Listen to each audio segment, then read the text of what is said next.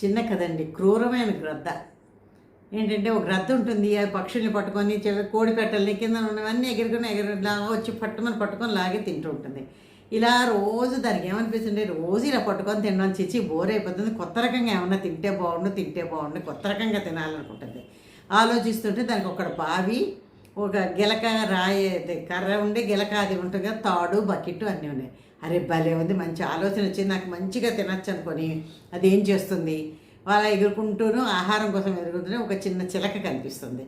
చిలక కనిపిస్తాను, పిచ్చిక కనిపిస్తుంది. ఆ పిచ్చికను పట్టుకుంటుంది. పిచ్చికను పట్టుకొని వచ్చి ఆ తాడుకు కడుతుంది.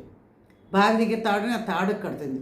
తాడుకు కట్టేసి దాన్ని ఎలాగైనా సరే, అబ్బా భలే ఉంది, ఇప్పుడు ఇలా మామూలుగా తిన్నాను, ఇవాళ తాడుకు కట్టి తింటాను కదా, ఎంత చక్కగా ఉంటుందో చూద్దాం, వెరైటీగా తింటున్నాను, మురిసిపోతుంటుంది.